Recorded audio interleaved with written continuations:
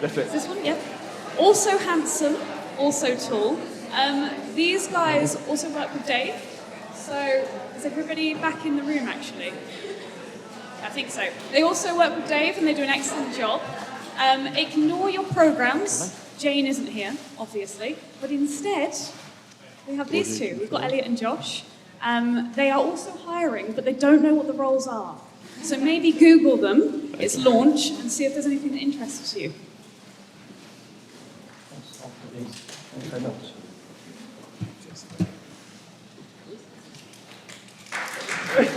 There we go, thank you. A little bit awkward there, getting that to absolute silence, but we got through it. So welcome everyone to our talk today. It's good to see all of you, a few familiar faces here, many that we don't know, so thanks for coming along. Big shouts up to Dave, who's no here, I don't think, he's just exited stage right, for putting this event on today, and thanks to him as well for inviting us along to talk here. We're quite honoured, I'd say. Yeah, cool. So just quick caveat. Maybe in your programs you noticed that Josh's photo is a little bit different. Josh isn't in the program, it's Jay, who's the founder of Launch. Unfortunately, she's found herself in Zurich, had an opportunity she couldn't turn down. We did think like it was all work and no play, but a couple of people we bumped into today informed us that they've seen on the Instagram she's partying to Fatboy Slim, I think it was last night. Yeah. And now Roger and Chic, so take that as you will. So, as I mentioned, we're from an agency called Launch, based in Exeter, a paid media agency. We are going to be talking to you today about how to navigate the messy middle. I think the original brief was 5 tips on how to get you to share with Google more often, something along those lines. We've thrown in a few other bits here, just to give you, I guess, a bit more value for money. We're an award-winning agency. This is just some of the awards that we picked up in the past 2 or so years. We've had a bit of a run, even through the pandemic, so it's great. We're particularly proud of the award in the top right there that we were given a couple of weeks ago, I think it was. We're now a top 10 digital agency in the UK for 2022, as according to the Drum. So we're really chuffed with that one. So what do we do? Paid media is our bread and butter, but we also offer services of data and conversion rate optimization. So we're going to be throwing those into the mix today, going through a bit of that. And at the bottom there is just a snapshot of some of the platforms and programs and partnerships that we have. Again, as I mentioned already, my name's Elliot. I'm an account director at Launch. I've been at Launch for 3 years now. It's been quite a whirlwind, but in a positive way. My experience in paid media is around about 10 years, if you round it up a bit. And one of these sort of sub-roles I have at Launch is a new product lead, so any sort of new campaigns, new platforms, anything new, any new products at all. It's down to me to liaise with the platforms in question and test these things out and share it with the team, which really, in other words, means that I am brave or stupid enough to try it out before everyone else. And I'm Josh. I've got just over 5 years experience in paid media. I've been at Launch for just over 2 years now. I actually started the week before the first lockdown, which was a really exciting time to start a new job in marketing. I mostly focus on paid media in my role, but I also front up our kind of usability and CRO projects that we have as well. And just to give you a brief run through of what we're going to be looking at today, we're going to quickly touch on the digital marketing mix, and then the main kind of core of the presentation will be about navigating the messy middle and kind of 4 key steps to doing that. Can I just add as well, the eagle-eyed you may have noticed, or I might be drawing attention to something you might have not noticed. Yes, that is my hand, and yes, that is exactly the same shirt. Not intentional, I've literally just realised, but it's obviously my favourite shirt. So the digital marketing mix, we generally split up into 3 areas. So you've got your earned stuff, which is like your reviews and any mentions that you get. Owned, which is stuff like your website and your social pages. And then you've got paid, which is stuff like your Google ads, your Facebook ads, display ads. We'll mostly be focusing on the paid element of it today, but there will be some overlap with the other areas as well. So what is paid media? I'm conscious that a lot of you will know already what it is, but for those of you that don't, scraped a definition from somewhere here, I'm not quite sure where, but it's a good definition. I'm not going to read it word for word, I'm just going to summarize it in the smallest nutshell possible. Is that effectively paid media is the ability to pay to show ads in the digital ad space to the right people in the right place at the right time across multiple different platforms. Benefits, somehow we've managed to whittle it down to 4 points, but there are hundreds. We could have done a whole presentation on the benefits of paid media. And really those 4 points kind of time with each other. So the first couple of points there, the ability to find new customers who don't already know about you, and the amazing targeting opportunities that you use to be able to do that. So also to throw into there, that isn't just necessarily new customers to you, that's also the ability to market to people that are already aware of you. And not only are the results instant, but they're also tangible. So the messy middle, for anyone who hasn't come across the phrase before, essentially what it is the start of the user's journey all the way to the point of conversion. It's that bit in between. Basically, we see that users don't have a linear journey through online. There's loads of examples of where people will evaluate and explore, and they'll consume all sorts of different ads, visit all sorts of different websites before finally making their decision. And it's really the area where customers can be won and lost. Essentially, it's more of a kind of updated and realistic version of a conversion funnel like this we traditionally see. Okay, so when it comes to navigating the messy middle, we've broken it down into 4 sections. The first of those being data hygiene.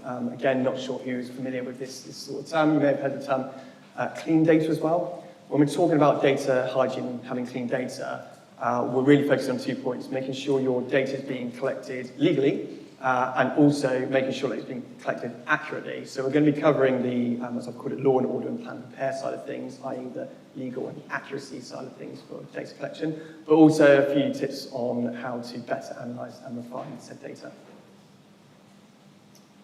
Now, we've got a statement here about in an age of automation, clean data is vital. We're going to be talking about automation a bit later in the form of smart bidding.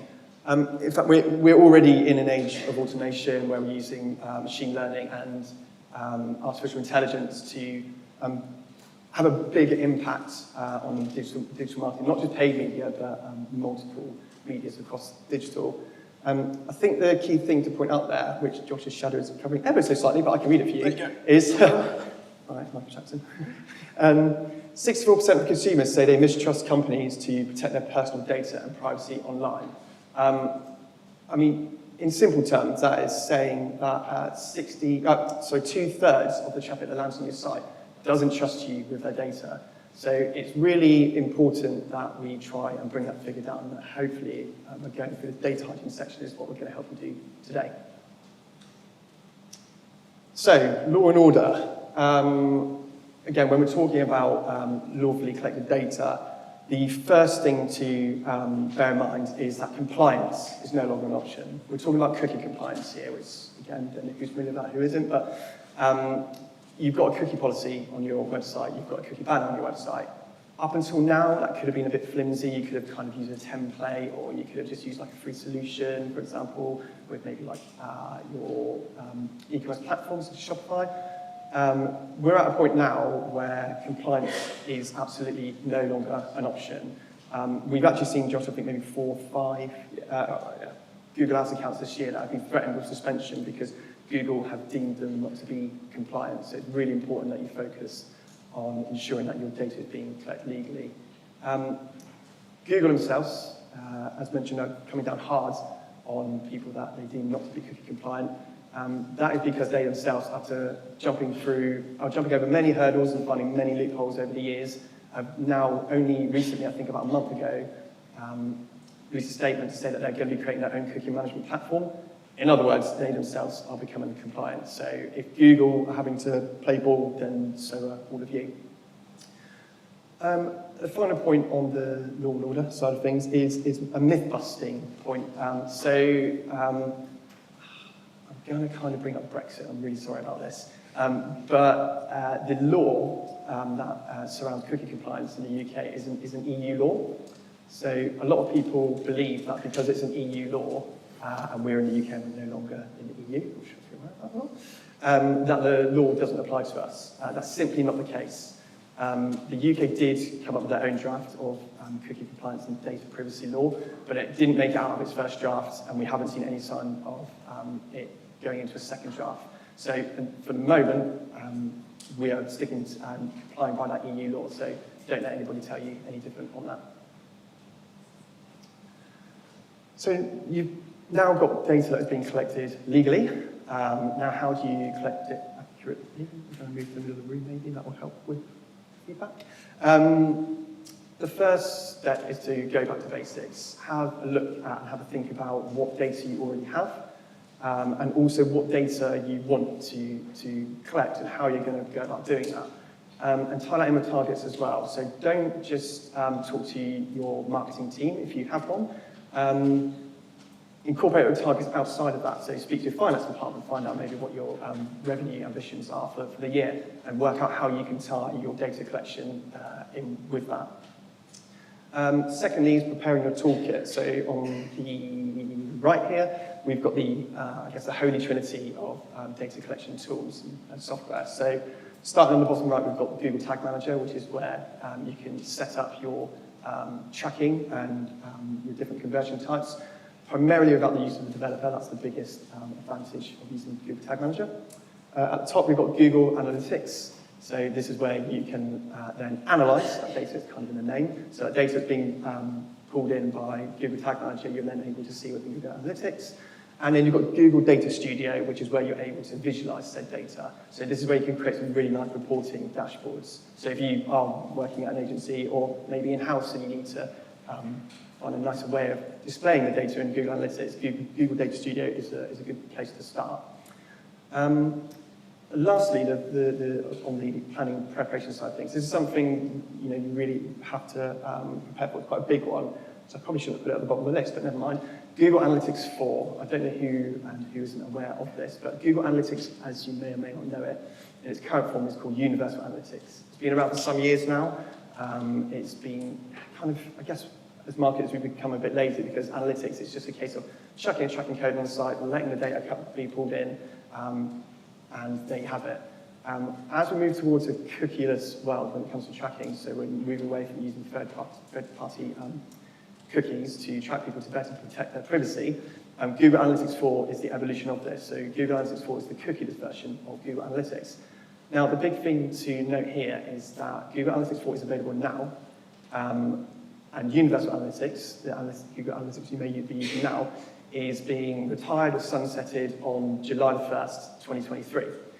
So the takeaway from this slide here is, if you haven't already, set up a Google Analytics 4 view within your Analytics account by the latest July the 1st, 2022, because when July the 1st, 2023 comes around, you will have a year's worth of data to compare between Universal Analytics and Google Analytics 4.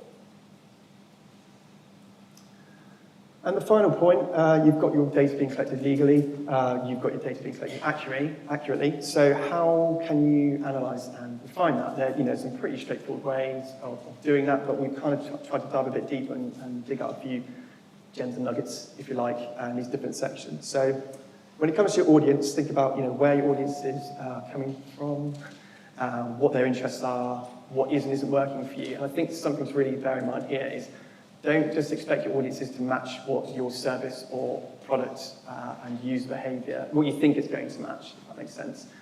So, for example, we've got a luxury staycation company. You would expect to see people matching audiences such as luxury shoppers or affluent shoppers. Yeah, fine. But we have a really weird example, and it's just to underlie the fact and I suppose explain why you should be looking to your audiences more deeply. Now, we have a lingerie client, and one of their best performing audiences is people who are in the market for carpets. No idea why, but it works. It converts really well. It's one of the best converters. So have a look at your audience data in analytics and see what you can unearth, because there'll be a few surprises there. When it comes to remarketing, we put down a few different remarketing audiences that you could create, some mainly based around engagement on your sites, and you may not have thought of. The one I'm going to put out here to speak about a little bit more is page depth. That's actually one that Josh introduced me to when he started at launch. So when we talk about page depth, we talk about how far into a site somebody has got, so the number of pages before they have either left or converted, ideally converted. So you can set up a report in analytics to see how far that person has got, let's say 4 pages they've got in and they've converted, and the associated conversion rates. So with that information, you should be able to see a sweet spot. I remember the first time Josh showed me the report on one of my accounts, there was a nice sweet spot around the 6-page mark where the conversion rate tripled, and from there it sort of stayed for about page 10, and then it declined again. So it's a really powerful way to use the engagement side of things from your traffic to create a healthy marketing audience. If you want to know how to set that up, come and speak to us or probably Josh afterwards, and he can explain it for you. And then finally, linking offline and online. So there is the ability for Google Ads and for Facebook as well to be able to link your CRMs to the accounts in order to pull in any data that you're collecting offline to online, which you'll then be able to utilize in your ad spend and give a more efficient performing account and a better return on ad spend. I've got a point there about value-based bidding, but Josh has got a whole slide on that, so I'll let him crack on with that shortly. Cool. So the next step of navigating the messy middle is looking at smart bidding. In 2022, essentially every well-run, up-to-date Google Ads account will have smart bidding in it. And it's essential with that, because smart bidding is so heavily reliant on machine learning, that we give that machine the correct data. So it really ties in with what Elliot was just talking about there.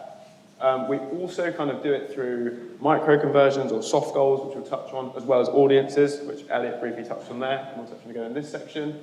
But the real question from this section is to ourselves, automation is here right now, it's here to stay, and are you ready for it?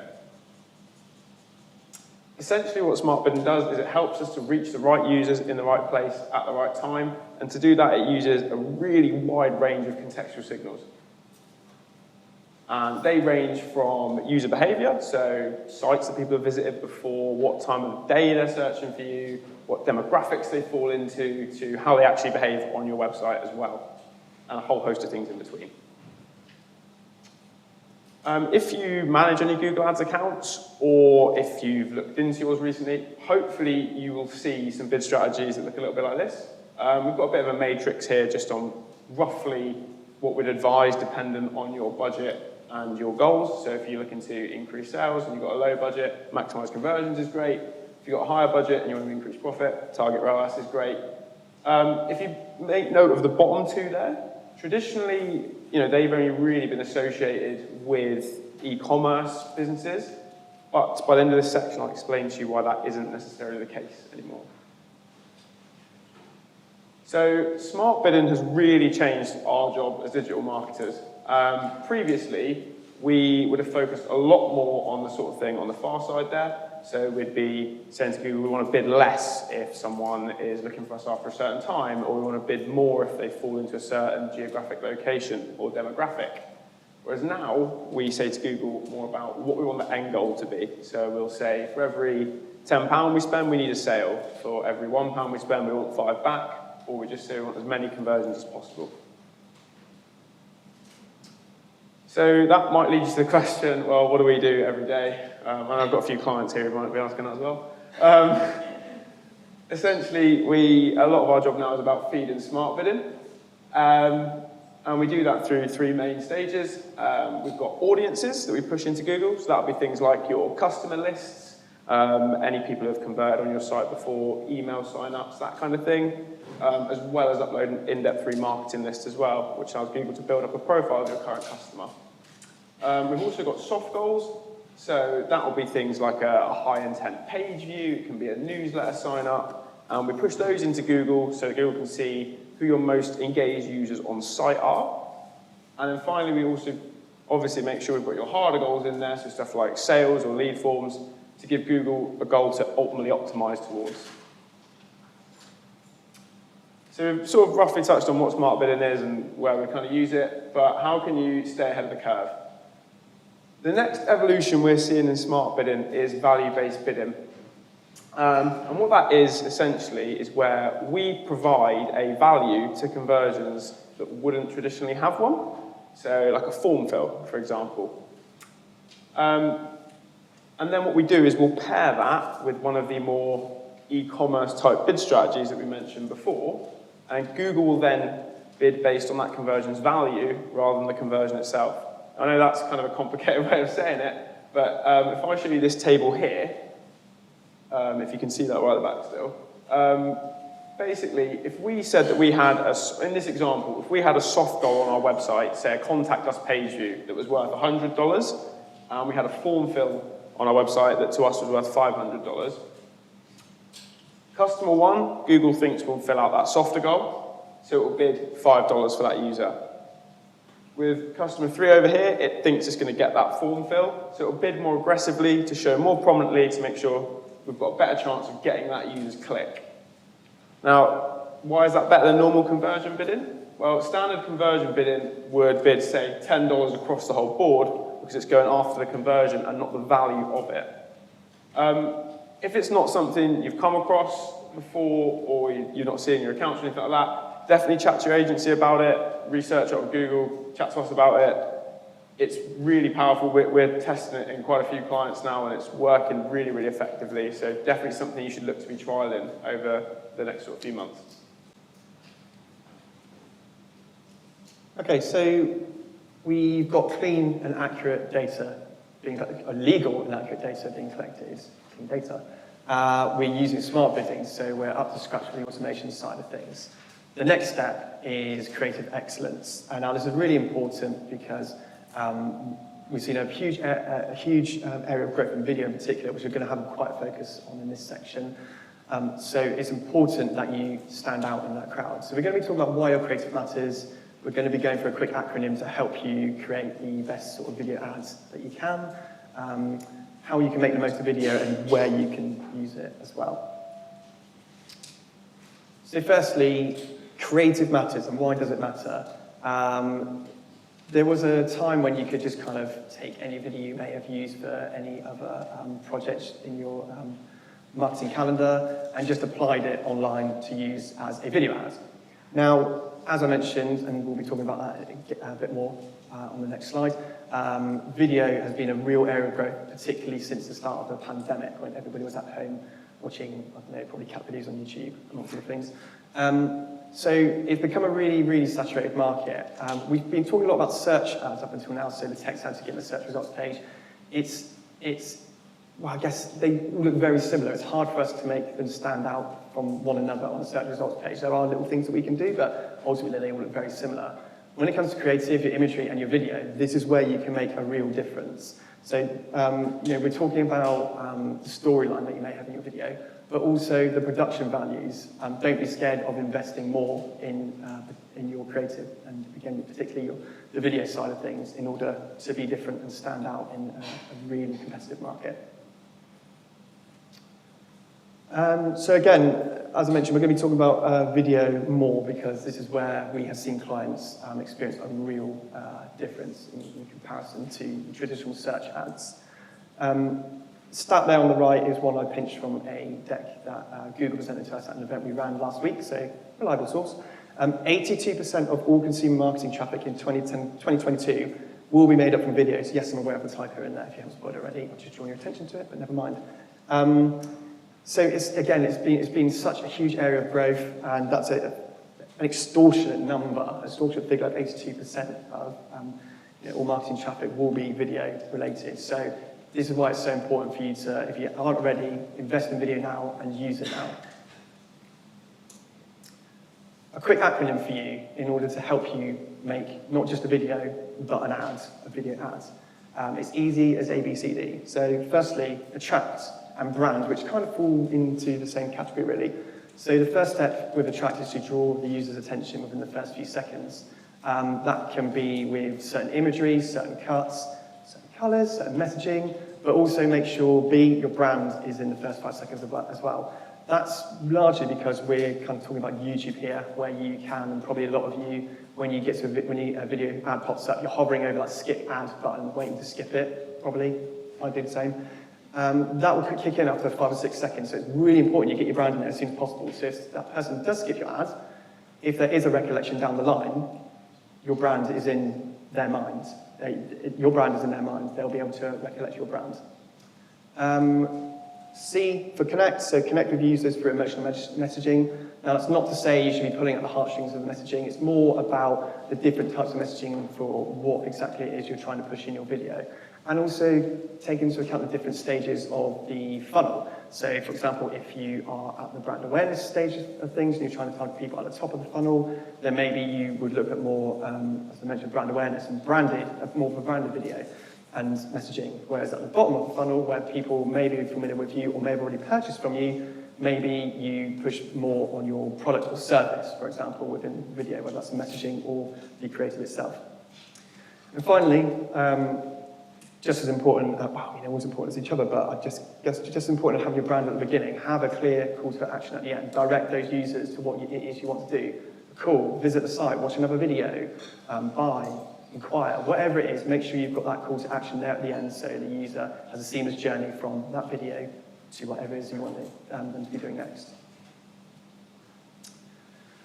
And then how do you make your video go further? So some of these we've kind of already touched on, some not, but we'll just have a look through them. So I think if we go right back to the beginning of the creation of a video ads, as we're looking at here, it really is all in the brief. Don't brief for a video, brief for an ad. Take into account the different specifications that you're going to need for the use of ads on different platforms. Take into account the messaging, as I said before, in the funnel, and what it is that you're trying to put across, and to what type of audience. Speak to your video production company or whoever it is making the video to you. Just really go through this in detail and make sure they're fully aware that this is an ad and not just a video. Consider the funnel. Again, I've touched on this multiple times, and I'll keep jumping back and forth, but tweak your messaging depending on where it is that video is going to be shown into the funnel. So again, brand awareness, brand messaging, remarketing, or the intent stage near the bottom. Talk about your product or service more. Edit for impact, so cutting, chopping, and changing for the different platforms, and also having a look at the different platforms' best practices. They've all got their own best practices, whether it's Facebook, which is going to be different from TikTok, which is going to be different from YouTube, different from Google Display, for example. Have a look and see what the recommendations are. There will be overlap, but there are different, different specifications and best practices for each of those platforms. So take that into account and make sure when you've got that one single video that you edit it down to be used across the different platforms. And finally, solidify your brand. So obviously, like I said before, have your brand messaging at the start of the video. Make sure that brand messaging continues through the funnel of the different videos. Make sure it's being used across the different platforms. Make sure it's being used outside of videos. So for example, if you've got a brand search ad, make sure it's using the same brand messaging there as your video to tie that in nicely and make a more rounded campaign. Finally, you've got your video, so now it's time to use it. We're going to, again, as I said, really focus on YouTube because that's where we've seen the real area of growth, but we've got the likes of Facebook, Instagram, TikTok, LinkedIn as well. We also use video and see some success, well, quite a lot of success. But YouTube is really, I guess, where it's at. These stats at the bottom here were pulled out from all of our clients running video campaigns, just purely video campaign stats these are, over the past 6 months. So just in this 6 months alone, we've got 647 days, not hours or minutes, days of watch time, and at an average cost per view of 1 pence. So you really can't get any kind of exposure like that on video anywhere at that kind of cost efficiency. Don't know if they're here, but apologies to Sky AdSmart. If they want to argue with that, we can speak afterwards, but we're pretty firm on this point. By the way, I know it's during lunch, but if you do have time, do go and see Sky AdSmart because although I said that YouTube is a lot more cost effective, I think you'll be surprised at the sort of value you can get in TV advertising through Sky AdSmart. We've seen their presentation before and it is really, really good, so I highly recommend it. Just a couple points on ad types and audiences. I'm just going to touch on a couple just with the intent of giving you ideas of where to start. So firstly, for ad types, we'd recommend starting with the skippable in-stream at the top there, because you only pay when a user watches more than 30 seconds. So this is why we can get such a cheap cost per view. And this is also why it's so important that you put your branding right at the beginning of the video, because if they do skip that video, you're not going to pay for it, but they're going to have your brand imprinted in their minds for them to recollect later down the line. On the flip side, if that user does decide to watch pretty much the whole video, they watch 29 seconds of a 30-second video that you're running, they watch the whole ad essentially, but you're not going to pay a penny for it. So that's probably where we would start with ad types. And then for audiences, it does depend on budget. If you've got a small budget, maybe you'd start out with remarketing, but actually we would probably recommend starting with in-market audiences because this is where you're going to be able to prospect more and find new customers. This is where you're going to be able to fill up the top of the funnel by getting those multiple views at 1p per view on average. And it's also going to be targeting people that are in the market for similar products that you sell or similar services that you offer. So that would be the starting point on the audience side of things. Cool, and now on to user experience. So by this point, we've covered having super clean data, making sure our smart bidding's been set up correctly, and then having really good ads that are attracting traffic to the website. So what about the experience when they actually get there? We'll cover a few things in this section that can just really help with your conversion rate and general experience on your website.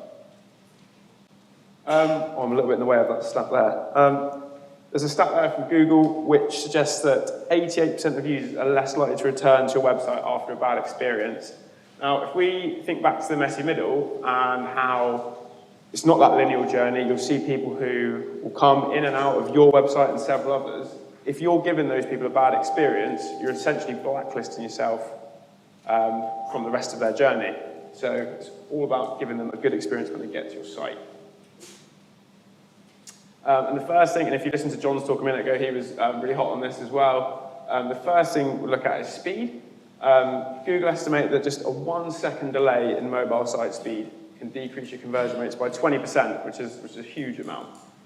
Something you can do is test your mobile site speed and also your competitors with Google's Test My Site tool. And what you can get out of that as well is some really good actionable insights to pass on to your developers about speeding up your mobile site. So once you've got your speed sorted, there's some really basic principles to follow with your checkouts and forms. Firstly, keep distractions to an absolute minimum if they're at the stage of checking out or filling out a form. If they're at the point where they're ready to do that, just allow them to solely focus on that. Next, ask yourself, is there any information on your forms or on your checkout that isn't absolutely necessary? If that is the case, then get rid of it. What you'll definitely find is the simpler and easier you make your form to use, the better your conversion rates will be. And that really ties in with those bottom 2 points as well, where if a user can quickly and effectively complete your contact form or your checkout, your conversion rates are going to improve from there. And then here's some specific tips for a checkout. First of all, offer a guest checkout and make it really prominent. The Baymard Institute, who do loads of really good work in the UX space, found that 14% of users would bounce off at a checkout if an option for a guest checkout wasn't available to them immediately. And that's a lot of users to be losing at that stage. So make sure you've got a guest checkout there and make sure it's easy to find. Next is delivery date versus delivery time. This might be more of a comment on how lazy we've become as consumers, but like you can see in this example here, it's got the kind of 3 to 5 working days, but there's also a date that it's guaranteed to kind of arrive by as well. What that does is it just instills a little bit more confidence into the user and also accounts for any kind of miscalculations they might make their end, which could cause frustrations for you down the line. So tying both things in there in a checkout, really powerful. And then finally, supporting back functions. So this is only really an issue on these accordion-style checkouts we see here. And what that essentially means is where your checkout is condensed all into one page. Common fault with these kind of checkouts is that if a user goes to press back to go back to the previous section, they end up actually going back off the page, losing all of the stuff they put in there. It can be really frustrating, really annoying, and it's a really silly way to lose a customer. So if that looks a little bit like your checkout and you've got a similar issue, definitely have a look, speak to your developers and see if there's anything you can do to kind of rectify that. And then 3 things to look out for your forms specifically. A really easy one, and you can all do this yourselves really simply. If you look at the forms on your website on a mobile, essentially when someone taps on the section of the form, if they are, you've got the option, to present them with 3 different keypads. So that's either text, numeric, or email. If you're asking for someone's phone number, have the numeric keypad there. If you're asking for an email, have the email one there. it's something you can really easily kind of look at yourself and find out. If there are any issues with that, speak to your developers. It's a really quick and simple fix, and don't let them tell you otherwise. Next, we've got inline validation. There's actually a short video to kind of go with it to visually show you what it is. But essentially, what it is in real time, the form tells the user when they've kind of correctly or incorrectly filled out that section of the form. So kind of gone are the days where you fill out a really long form, get to the bottom, press submit, and you realize there's errors and you've got to try and find them, get back to them. Inline validation removes all of that. Now, this will be a lot more kind of time-consuming and costly potentially than, say, the keypad fix, but it's definitely worth something looking at for future-proofing yourself, because I think we're seeing this more and more now, and I think it will become the standard for forms online over the next sort of couple of years. And then you might be surprised to see the gov.uk logo there, but kind of weirdly, they've actually got some really good resources on building online forms. And that ranges from advice on anything from your error messages that you give people, to the colors that you use, to the positioning of text. So if you're looking at reviewing your forms or creating new ones, definitely check that out as a resource. And if you're going to take one thing away from that whole little section there, just remember to try and keep things to the absolute bare necessities. The simpler you keep things, generally the better the conversion rates will be. I'd say how proud Josh is of this slide in particular. He laughs us up every time it came up. I gave you a pity laugh. Cheers, thank you. At this point, say your website is super fast, you've got great checkouts, great forms, but that won't count for a lot if you haven't got the user's trust. Now, luckily, there are a few ways you can achieve this through your website. So in the top corner up there, you've got some examples of trust by association, where on your website you can prominently show any cool brands that you've worked with or any reputable places you've appeared in. Down the bottom corner there, we've got social icons. So that just gives the opportunity for the user to click onto your Facebook page, for example, realize that it's active and engaging, and that will help just instill a little bit of confidence as well. We've then got, in this top corner here, more traditional review-based platforms like Trustpilot and FIFO, which you can strategically place on your website, so it's always visible to people. And it just really kind of, again, instills that confidence to see that you've got great reviews from such a trusted platform. You've also then can include on product pages stuff like these Amazon-style reviews, which, coupled with the ability to upload images and stuff, can be really powerful and influential on a user's decision-making. And then the bottom corner down here, this is more specific for checkouts, I suppose, but if you can get any kind of certification from, say, like Visa or the DigiCert one that ASOS have got there, that again can go a long way just to instill in that confidence, particularly for users who are new to you as a brand. And then if you can offer any sort of really reputable, well-known payment methods or plans like Klarna, PayPal, that kind of thing, again, it would just ease that concern of someone parting with their money with you online. And if you wanted to dig a little bit deeper into your website from a usability perspective, there are some really good tools here. In fact, if you listened to John's talk earlier, he mentioned a few of these, and I was really glad to say he thought they were good as well. So you've got Test My Site, which we mentioned before, which is really great for testing your mobile site speed and also your competitors as well. You've then got Lighthouse, which also gives some great page speed insights. We've got tools like Screaming Frog, which can be great for giving you an overall crawl of your website. You can then analyze stuff like your H1s, H2s, any broken links that you might have. You've then got kind of broader usability tools like Hotjar, Lucky Orange, and Clarity. Essentially what they are is screen recording tools. So you'll actually get real live insight into users actually using your website. You'll also get access to things like heat maps, so you can see where people are clicking. You'll get scroll reach, so you'll be able to see how far down a page people are getting. And what that can be really useful for is informing any decisions you make on your website in terms of little tweaks or anything like that. Like a good example is with scroll reach, you might find that on a product page, you've got some key information that's just not being seen by 80% of the people who visit it. So that can then inform your decision to move that information up the page. And then finally, you've got Wave, which is a good web accessibility tool. And that can help you with things like making sure you've got your color contrasts are correct, your font sizes are okay, and you've got kind of alt tags on your images as well. Okay, so that brings us to the end of the journey through the Metamedia and how you can best navigate it. I've seen a lot of you frantically scrolling down notes.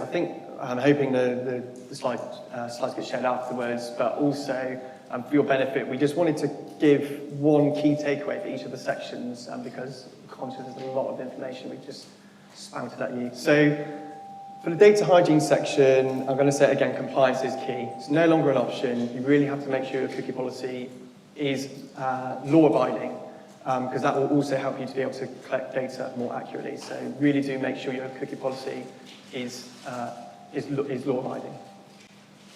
Smart bidding, so just make sure you stay with the curve by adopting it, making sure you can look at that matrix and see if it kind of aligns with your goals and budgets. And then get ahead of the curve by looking into value-based bidding if it's not something you've explored before. For creative excellence, make ads, not videos. Speak to your video production company and brief that to them. Take into account the ABCD acronym that we shared with you, and just make sure that your ad is going to stand out in a really saturated market. And then finally, user experience. Be conversion friendly. It's a super broad point. But try and view your website from the point of a customer. What do you like to see when you're browsing for things that's similar to your product? And just really try and keep things simple, and that's where you'll see your conversion rates improve. Now, that is it. I'll just say that if anybody has any questions, you can come and find us afterwards downstairs. We'll probably be milling around with John Payne at Noisy Little Monkey for our sins. I don't want to eat into your lunch, excuse the puns, so that's it. So if you've got any questions, just come and find us downstairs. And thanks very much for coming. Thank you.